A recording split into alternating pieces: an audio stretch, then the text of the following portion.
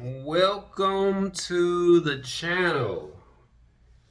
If this is your first time, don't forget to like, subscribe, hit the bell notification. This is going to be Music Talks episode 50.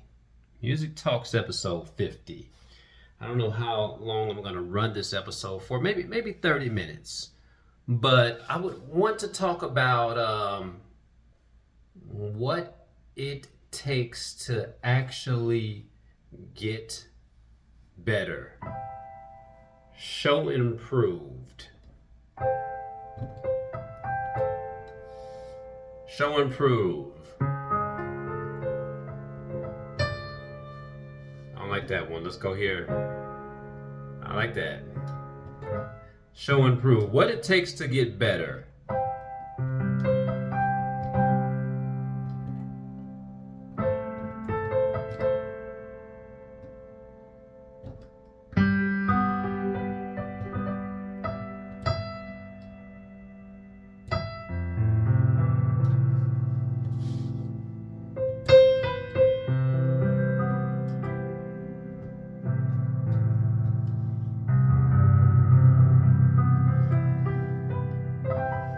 What it takes to get better at music. And I want you guys to listen to this really quick. Let me see if I can hit this at the same time. What music artists are known to treat their profession as a 9-to-5 job? Thought we did this before.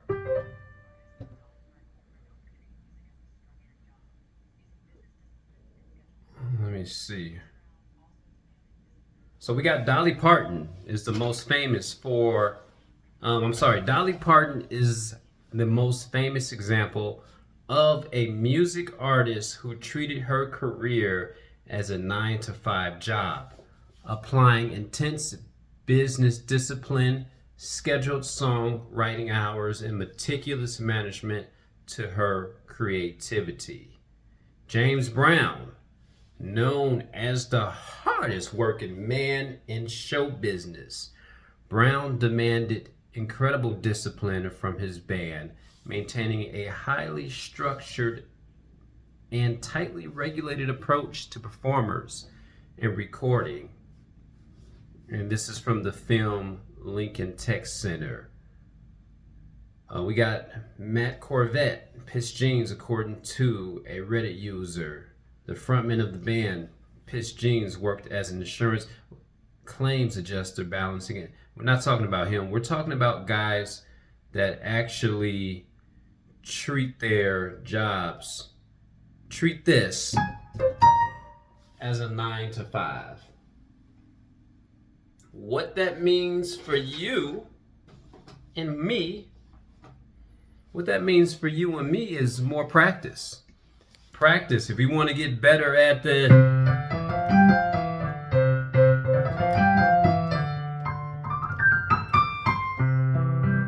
we want to get better and better at practice, we're going to have to increase. We're going to have to increase our time at this piano. Or if you're playing a guitar, or if you want to get better, or if you want to kind of reach a goal at anything. If you want to reach a goal at anything, you're going to literally have to treat that as a job. And I know you're saying, you're saying, I don't have the time.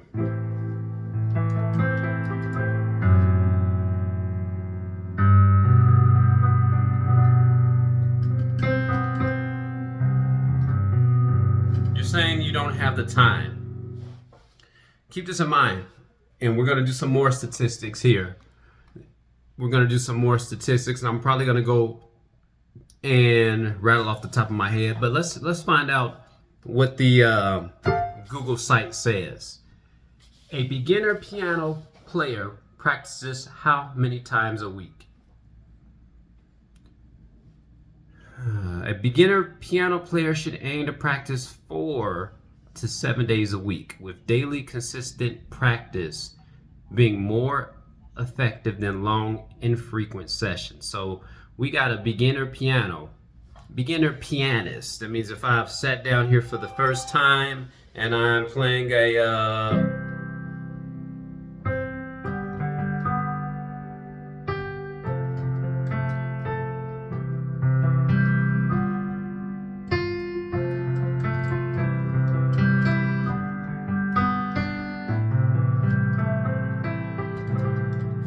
that means that 7 days a week. 7 days a week. Now, I know a lot of you guys, if you have practice, you're there, especially for children, you're there probably one time a week.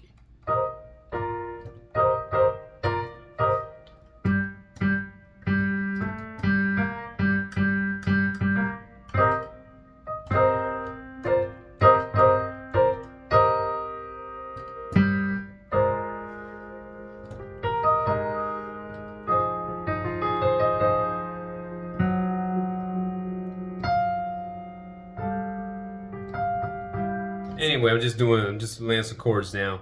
But 15 to 30 minutes a week. 15 to 30 minutes a day. That's what is recommended. A day. So when you guys are sitting down at your piano, what are you going to do within those 15 to 30 minutes? Of course, you're going to go through your, you're going to go through your chords.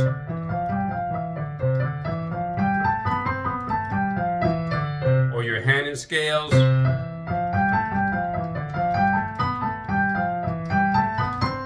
Or you're gonna go through a number of your repertoires. 15 to 30 minutes a day. As you start to get to this thing of an advanced beginner piano player practices how many times per week?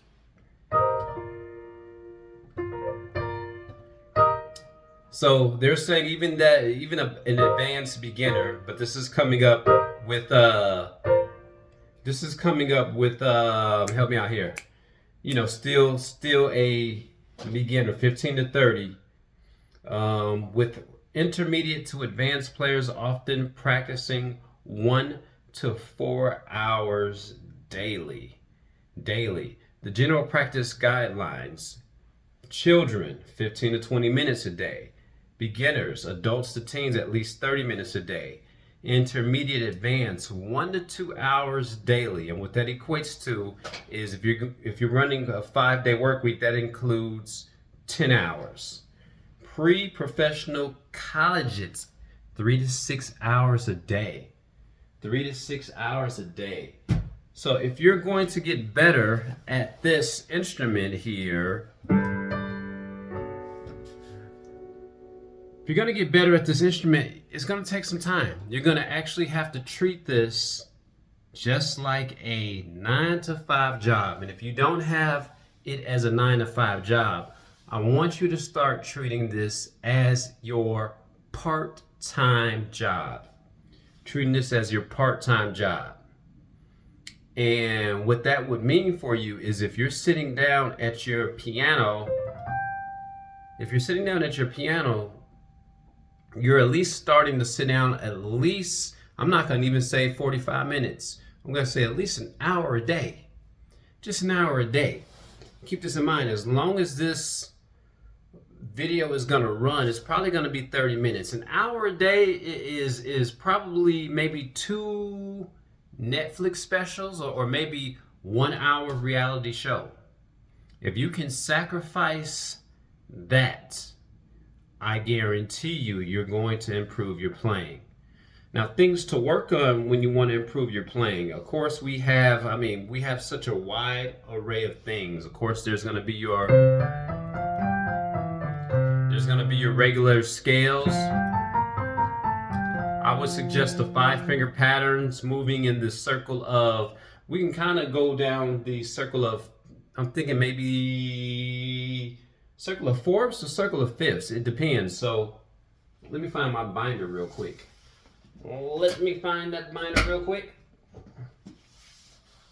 So we got C to F, F to B flat, and B flat to E flat.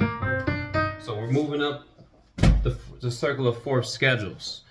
There is so much to practice. There's so much to practice, but where do you begin? Now, like I told my student, I haven't seen him in, I missed a week. And when I came back to him, I don't know. He said he didn't have time to practice. So what I told him to do was I said, hey, square one. Start from 5-finger taps.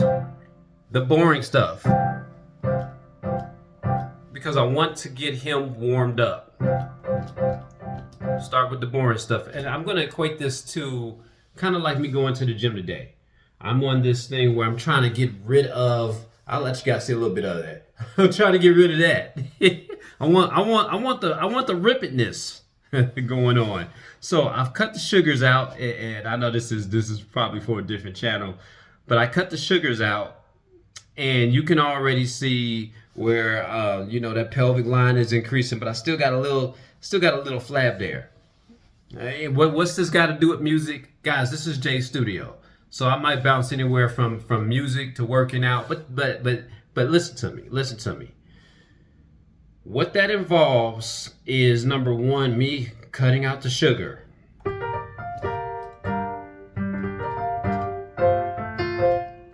Cutting out the sugar. And also that involves upping my cardio time. And if you guys have been watching the channel, you will understand that I clean pools for a living. There you go. I don't like to glorify anything. At the base core, that is what I do. I am an owner of a pool maintenance service. And at its core, I clean pools for a living, at the core. It's kind of like if you're at United Parcel Service, they taught us at the core, no matter high up we got in the company, we're a package handler first. So, you see a package on the floor, don't call an employee to pick it up, you pick it up. And you voice it, you do all those things. So how this translates into what we're talking about is, I gave a live today. I forgot how long that live went for, but okay, it was a Q&A session.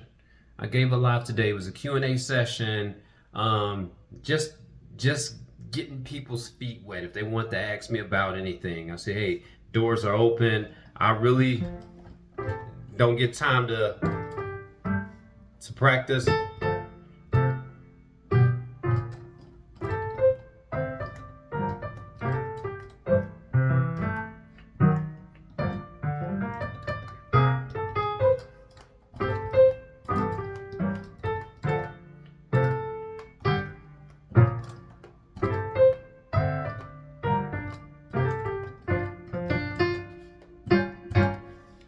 You guys can probably tell I've been practicing this morning.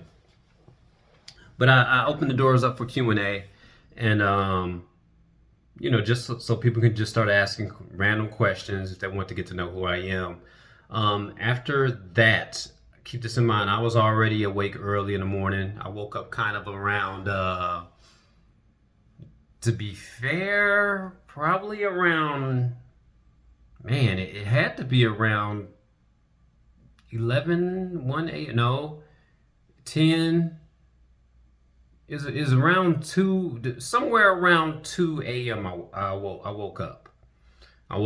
And when I say treat this right here, especially, and this can apply to whether you're trying to grow your YouTube channel, whether you're trying to become better at music, whether you're trying to become better at fitness, any aspect of your life, you've got to put in the hours. So my normal routine was I wake up, and no, I don't approach you guys with morning breath or anything like that. I don't approach you guys with disheveled hair. You guys can kind of see that I kind of cut it. I literally have a routine in mind where I wake up and take care of my oral hygiene, do all those things, and keep this in mind. Who am I doing this for? I'm doing it for me. I'm doing it for me because it is putting in to my mind, it's setting my mind, it's getting my mind into a mindset that this is becoming a job, that this is becoming a job that I actually enjoy doing. So I wake up, I hit the shower, I get to putting the Tom Ford on. I think today it was Burberry cologne, as you pronounce it where I'm from. Get to smelling good. I go to the desktop and I begin to go live for 30 minutes. 30 minutes, just like your regular television show. Just like your regular television show. I even prepare my drink. I think I might prepare some tea later on today because I'm going to try to run this back. I might try to run the Q&A back just a little bit later. But I get everything set just like I am going to a job. And my wife laughs at me. I say, you're going to keep laughing and someday you're going to be like, you're going to laugh right into some money, honey. Because in the words of DJ Quick, if it don't make dollars, it don't make sense. Now I'm letting you guys know how old I am. But I literally do all these things because I'm prepping my mind that this is a job here. Me appearing on YouTube, me appearing on social media. Now, I used to be diligent about all of the platforms. However, can you imagine uploading to TikTok, Facebook Reels, Facebook, stories? That literally takes probably about an additional 37 minutes. So during the height of the summertime, you guys see me here on YouTube a little bit. If I'm going throughout my day, I try to do some things on TikTok, but it's rarely pool related. It's rarely music related there, and more pool related there because they're getting my bit by bit, blow by blow daily. But I'm treating this as a job. And when I was thinking about that, I was like, how many other artists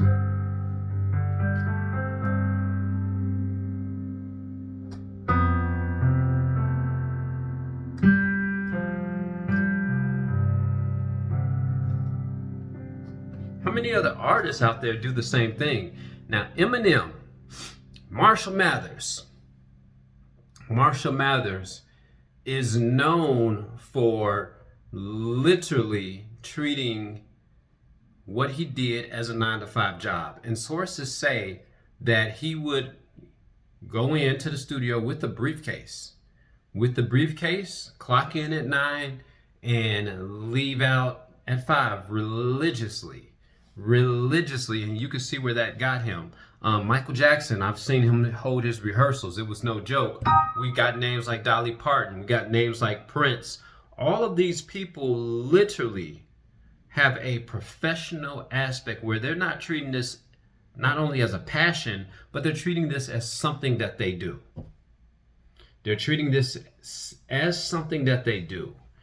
And when you begin to treat your practice sessions just like your job, and I don't want to say treat it as a job that you hate. Treat it as a job that you actually enjoy going to.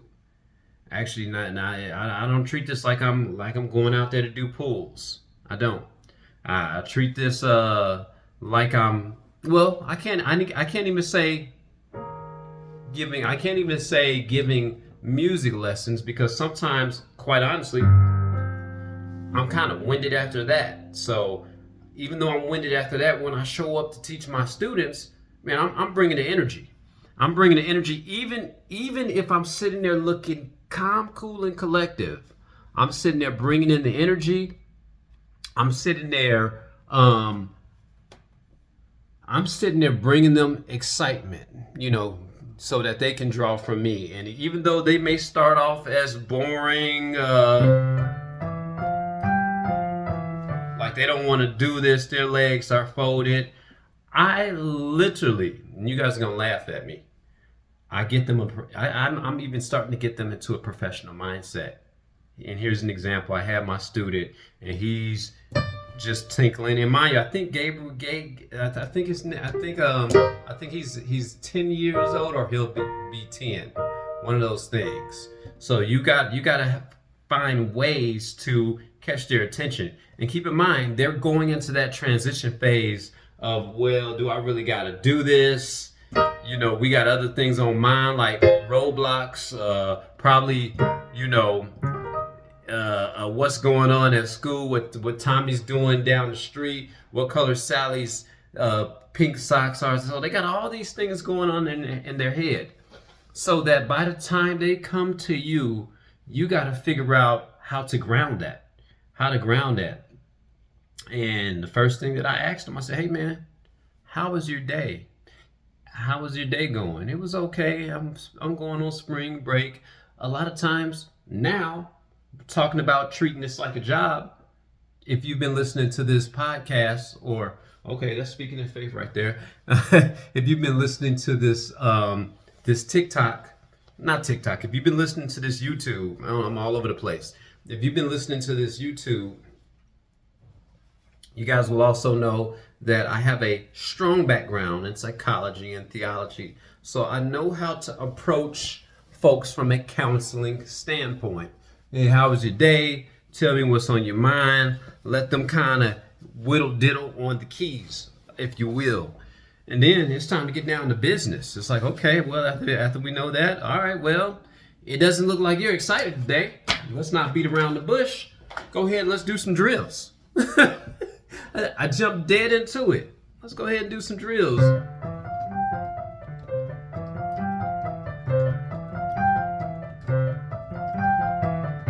5 times.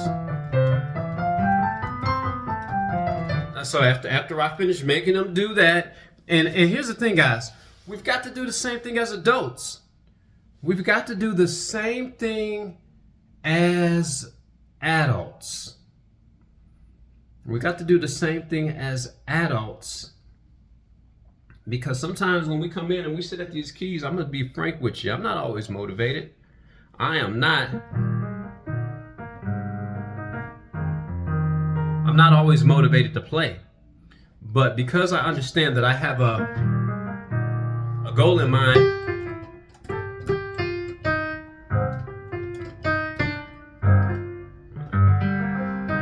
I need to learn how to play and talk at the same time. Because I know that I have a goal in mind, this is what draws me back toward the keys. This is what draws me back here, doing some of the things I like to do. And it actually becomes a challenge. It actually becomes a challenge for me. So I actually found a happy median. You know, so I come in and I still have my regular routine, just like this is a job. And guess what? I don't want to be late. I don't want to be late. I don't want to get written up by myself.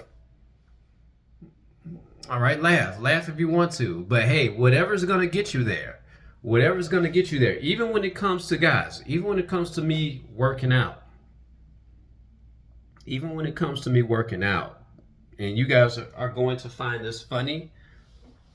I ain't got nothing else to drink. I'm a thirst.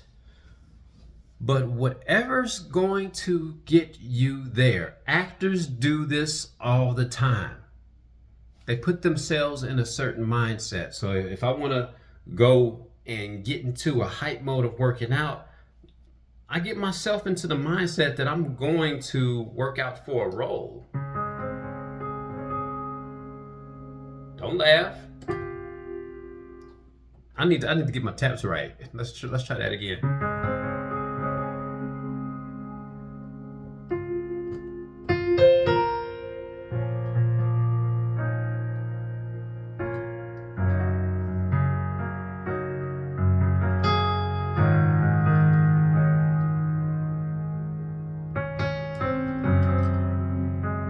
I got my fingers wrong with that one. Sorry.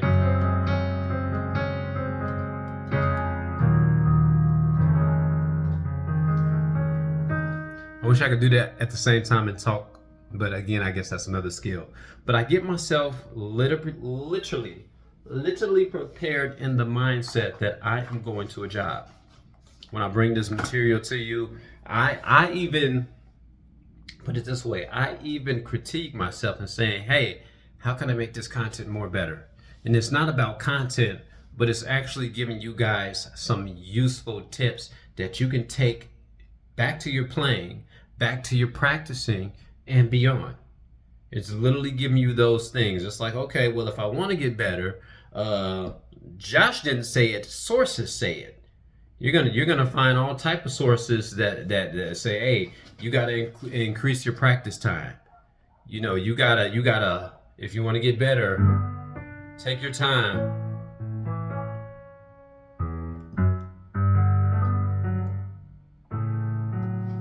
Think about what you're doing. So if you guys want to get better, this is probably, I'm gonna call this the golden, or should I call it the secret? The golden secret, the golden ticket, the golden tip. Golden tip. Help me out. The golden tip to getting better at piano playing. Treat it like a 9 to 5. Treat it like a 9 to 5. Because guys, eventually, if you get better and better at this,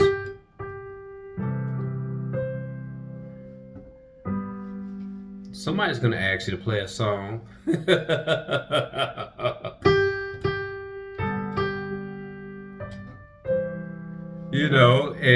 if you know what you're doing,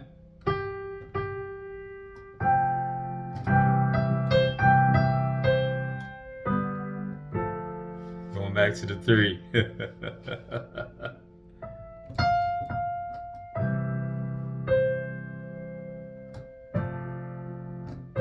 What's that? 5. Get that in your memory. Get that in your memory. There's gonna be certain things where you sit down that you're gonna have to do repetitiously. Hey, pretend like you're gonna be sitting there and somebody's gonna be like, "Oh, play me Happy Birthday. Play me Happy Birthday," and you wanna be able to go there and play the basic. Play the basic. Play the basic.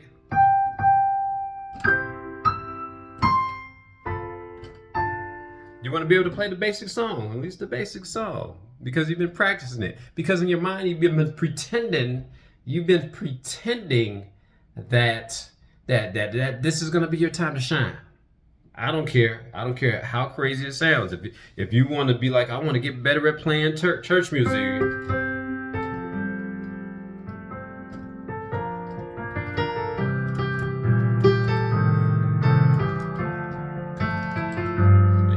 Pretend like somebody's gonna ask you to play for a service, or at least one song. Hey, we just need to be led into worship.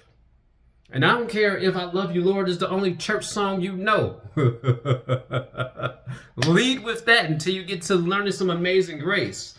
So of course, part of your job is also gonna be increasing your repertoire, increasing your knowledge of music. Don't even stay with one genre, because you want to be known for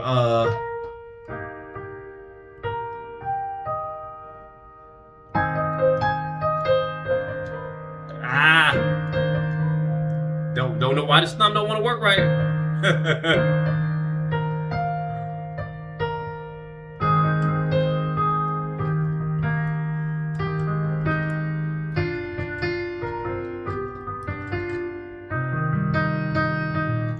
Now we're starting to wake up here. Now we're starting to wake up. Remember, guys, I've been awake since 2ish a.m. in the morning.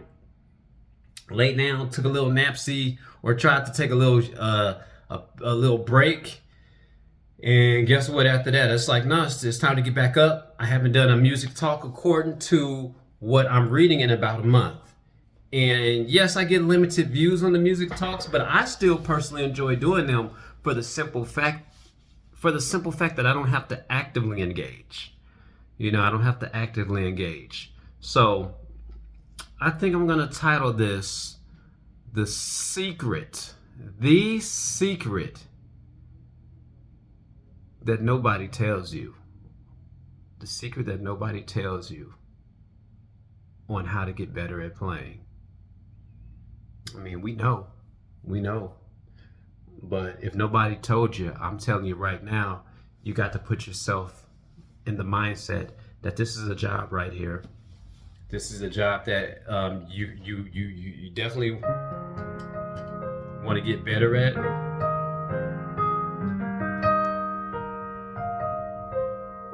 It includes reviews. I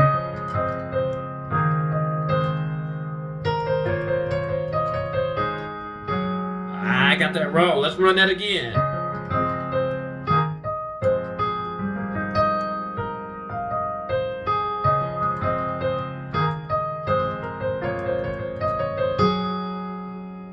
I'm satisfied with that. I'm satisfied with that. Then I treated that as almost like a sport. Like, okay, we did that wrong. We shot that shot wrong. Let's run it back. So I'm putting myself in multiple mindsets as I'm playing. So keep that in mind. Music Talks, episode 50. The secret that nobody tells you about getting better at music. Don't forget to like. Don't forget to subscribe. Blah, blah. Wait, run that back. Don't forget to like. Don't forget to subscribe. Don't forget to hit that bell notification. Leave a comment in the comment section. And later on, I'm going to try to get to doing some Q&A again. You know, just so I can stay on schedule. Peace.